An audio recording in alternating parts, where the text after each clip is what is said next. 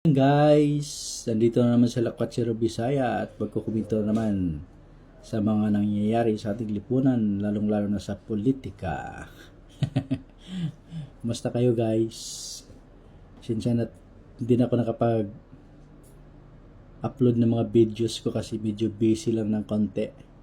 Pero alam nyo kanina guys, pagising ko, may mga nag-pop up sa akin at mga nagpakita sa akin ng mga against kay BP Sara. At kailangan ko talagang komentuhan kasi noong una kasi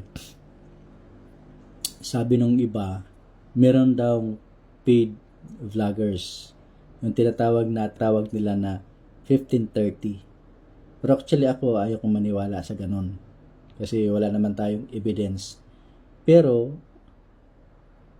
ang sabi nila kasi, ang sinyalis daw na paid vloggers sila kasi pare-pareho sila ng content, pare-pareho ng linya ang kanilang mga sinasabi. So until such time na nakita ko at napanood ko sa yung mga vloggers na yun nga, pare-pareho sila ng content, iba-ibang mukha, pero pare-pareho sila ng mga sinasabi.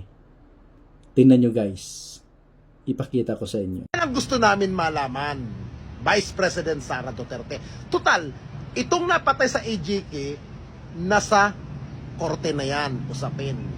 Ngayon ang ipaliwanag mo, Vice President Sara, saan mo dinala ang iyong pera na confidential file, na kung saan yung mga binabanggit mong pangalan doon sa mga tumanggap, kagaya ng Mary Grace Piatos, Uishi, kung ano-anong pangalan ng mga isda, mangga, kung ano-anong etsiterehan, wala pong silang pangalan at wala pong record ang mga personalidad na binabanggit nyo doon sa tumanggap ng confidential file na walang record sa sa bureau o yung census. Ngayon, sagutin mo nga, yung mga pangalan ba na yan, gawa-gawa mo?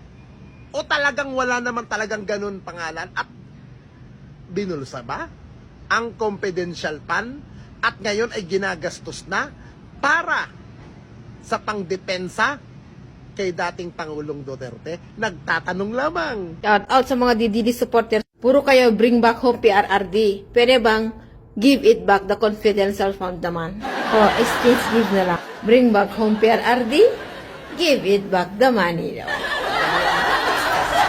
Gumastos ng 125 million pesos in 11 days. Tapos yung vice presidential budget, nung bago siya naging vice president, nasa 700 million lang yan. Ngayon, last year, naging 2.3 billion pesos, over 3 times the original budget of the vice president. Tapos ngayon, humingi siya ng 2 billion pesos. Yan ba ang isang tao na marunong mag-budget? Napalaki na lang ng palaki yung gastos, tapos ayaw niyang sabihin kung saan niya ginagastos ha. Gusto niya confidential funds palagi. Itim. Itim ngayon ang kulay ng bansa. Sa confidential funds, ako'y nagpakasasa. Gutom ka sa pera. Gutom pa kay Sulaika. Panggigipi ang paborito mong eksena. Marami ang nakalista. Pero sino nga ba sila? Sino si Mary Grace Piatos? Shoota ka. Itim ang kanyang monay. Bulok na mangga. Itim ang kulay ng mata ni Sheriff na may black eye. Itim ang lakas ng iyong tama. Ang gaba, dili magsaba. Iba to, si Senator Annie Marcos sa West Philippine Sea.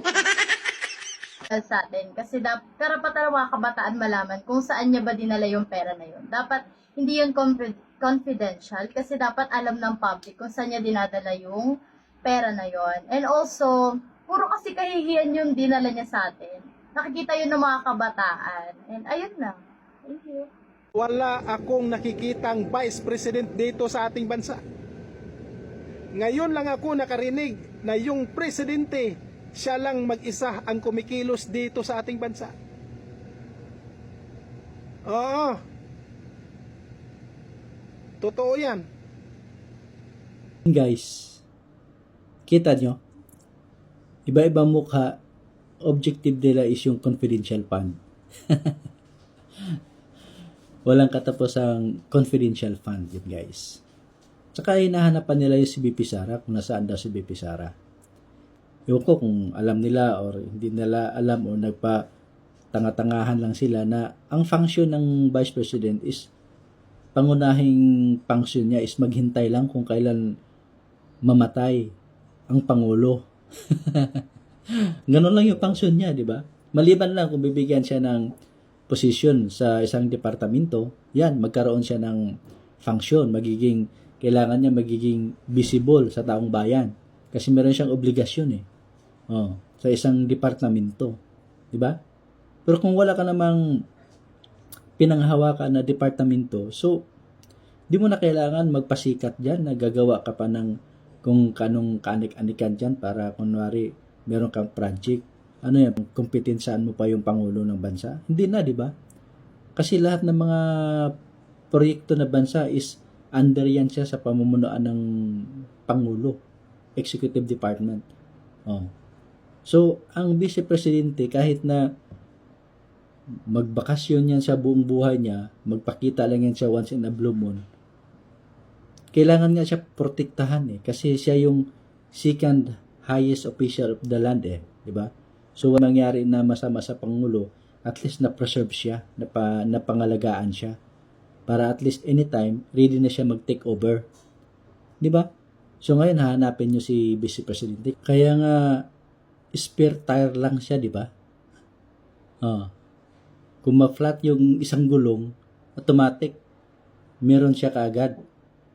Papapalitan kaagad yung gulong. Ganun lang yan Ganun yung function ng Vice President. Kung meron man siyang mga ibang pagkabisihan, mamimigay siya ng kanyang kung meron siyang sariling advokasya sa buhay, so, meron naman siyang budget. So, pwede siyang gumawa ng mga activities na naaayon sa kanyang level, sa kanyang posisyon. Pero hindi yung dumating siya sa punto na parang kukumpetensyahan niya na yung Pangulo. Di ba? Kayo talaga, guys. Nagtatanong pa yung kabataan. May karapatan daw silang malaman kung saan dinala ni BP Sara yung confidential fund. Yung kay BBM na 4 billion mahigit, ayaw yung tanungin kung saan niya dinala. Bakit pag-interesan niyo yung 125 million ni BP Sara? Wala yan sa kalahati sa 4 billion ni BBM. Yun ang dapat yung tanungin kung saan niya dinala yung confidential fund. Di ba? Kasi kung tatanungin niyo yung confidential fund kung saan dinala, hindi na yan confidential. Di ba? Hindi na yan confidential, kaya nga tinatawag siyang confidential fund So kung may mga rumors man na may mga tao dyan na iba yung pangalan, of course kasama yan sa process ng confidential fund. Hindi mo pwedeng sabihin kung kanino mo binibigay o binigay yung pera. Kasi kailangan mo alagaan yung mga yung mga tao na nagbibigay sa iyo ng mga mahalagang information. Di ba? Kaya yung confidential fund, ang may karapatan magtanong diyan yung COA. Hindi naman kayo COA di ba? Itong sinabi ng COA, tingnan nyo. Modified opinion ng Office of the Vice President mula sa Commission on Audit sa report ng COA, ang mga financial statement ng OVP nila ay maayos na nagpapakita ng financial position ng nasabing tanggapan. Kabilang na rin dito ay ang financial performance ng OVP, statement of cash flows, statement of changes in net assets or equity, statement of comparison ng budget at aktual na mga halaga para sa taong nagtapos at kabilang ang buod na mahalagang accounting policies alinsunod sa International Public Sector Accounting Standards. Ibinibigay ng COA ang unmodified opinion kapag ang mga financial statement ay inihanda ng maayos at naaayon sa mga pamantayan ng financial reporting framework. Ayun. Di ba? Nakita nyo guys? Very clear yung report ng COA sa taong bayan na nagastos ng maayos ng OVP yung budget na nilalaan para sa kanila. So, pagdating dyan sa confidential fund, COA lang ang makapagsabi niyan kung nasa tama ba or mali ang paghawak ng OVP sa pera, hindi kayo. Di ba? Tsaka alam nyo guys, napapansin ko, itong mga tao na ito, yung mga sinasabi nilang paid vloggers, nagkatanong lang boys na sinasabi nilang 15-30 vloggers, no, na talagang napakababaw ng kanilang mga argumento. Tsaka very foul yung kanilang ginagawa kasi minsan may isa pa nga very siya defamatory yung kanyang sinasabi, slandered words. Tingnan nyo guys, pinagbibintangan niya si BP Sara. Alam nyo ba? Sara Dutai, magnanakaw. Sara Dutai, magnanakaw. Ha? Ibat adan. Wala na tayong magagawa. So, ganyan sila guys mambuli kay BP Sara. Pero pagkabulihin yung pangulo nila na bangag, magagalit sila, di ba? Pero si BP Sara naman, kahit na anong gagawin nila diyan pambubuli, hindi yan siya papatol sa mga tao na yan kasi wala yan hindi naman siya katulad sa mga ibang politiko na balat sibuyas, di ba? Tsaka napapansin ko guys, yung mga Duterte defenders, talagang pag magsalita sila, napaka-intellectual nila magsalita. Tsaka malalalim sila magsalita. Di ba? Kung i-compare mo naman doon sa mga nakaraan tao nag-ako sa kay BP Sara, dawi sila magsalita, napakababaw, napakabubo ang kanilang mga argumento. Halatang organized digital defenders. Kung merong organized crime group, meron ding organized digital defenders. Yun sila. Ito naman kay Duterte, Pangulong Duterte, hindi siya matatawag na organized digital defenders kasi mga organic ito Ang kanilang mga sinasabi, may kanya-kanya silang opinion, may kanya-kanya silang mga comment doon sa mga nangyayari saka sa mga nakikita nila kay BBM. Unlike sa kanila na talagang iba-iba yung muka, isa lang yung goal nila is yung confidential fund. So halatang organized nga sila. So ito yung kay Duterte defenders, iba. So ito guys, tingnan nyo at i-compare nyo doon sa mga organized digital defender ni BBM. Ito si Pangulong Bongbong Marcos, kaya galit na galit yan sa mga Duterte. Kasi yung ini-expect niya, namamahalin siya ng taong bayan, hindi nangyari. So galit na galit siya sa mga Duterte dahil si Pangulong Duterte, wala na yan sa Malacanang, wala nang katungkulan sa gobyerno. Pero mas minamahal pa siya ng taong bayan compare sa kanya. Ito sa tingin ko ang nagiging dahilan dyan. Kumbaga, hindi nila mapantayan o hindi nila maungusan, sirain na lang natin. Kasi hindi naman natin mapapantayan katanong. Wala na daw kinalaman ang Malacanang mapatungkol dito. Ginagawa niyo naman kaming tanga kayo. Laki-laki ng intel fund ni Marcos Jr. Ba't hindi niya nalalaman na may issue sa BICAM? Tsaka unang-unang makakalam niyo, presidente. Hindi, anak ng teteng niya, ginagawa niyo naman kaming walang alam mo. Anong silbi ng intel fund ni Marcos kung lagi na lang siyang walang alam?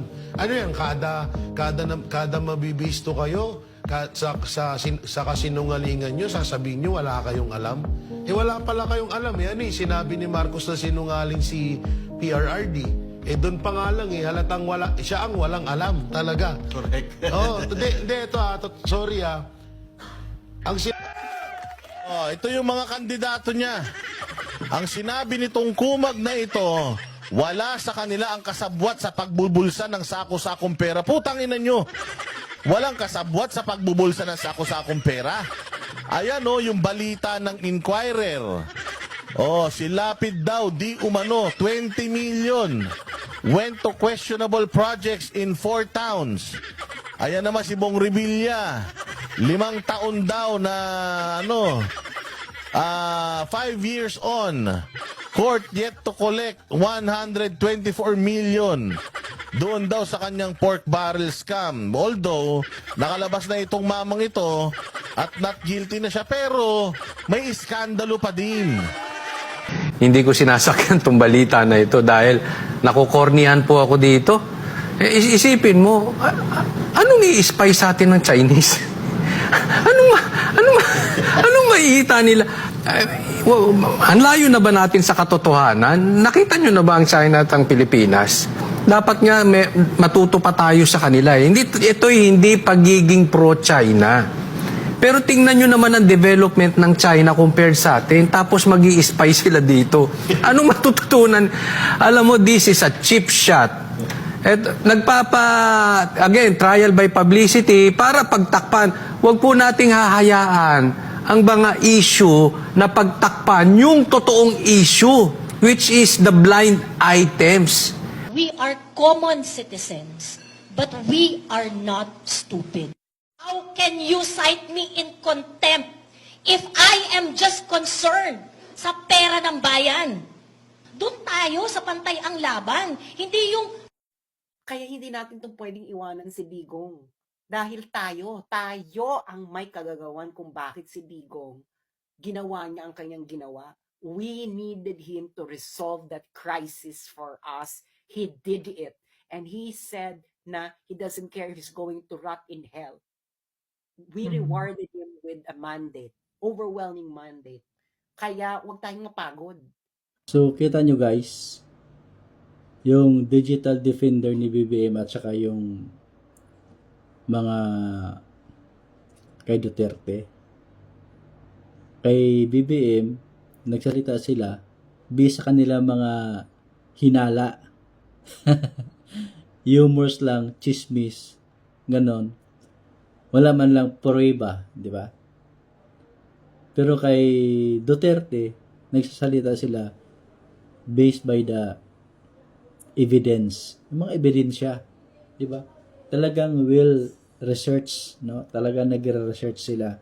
Hindi lang sila nagsasabi ng kung ano-ano, di ba? Kung makapagmura man sila, it's normal. That's part of the reaction, no? Makapag-react ka sa mga na-research mo na ganito pala yung nangyayari. So, of course, makapagmura ka. Pero yung magmumura ka na wala man lang kang dahilan kung bakit ka magmumura, ibang klase na yun. Di ba, guys? So, anyway, yun lang yung topic ko for this vlog, guys. Maraming salamat sa mga nanonood at sana patuloy kayong mag-ingat kayo parati. Thank you so much, guys. God bless. Bye-bye.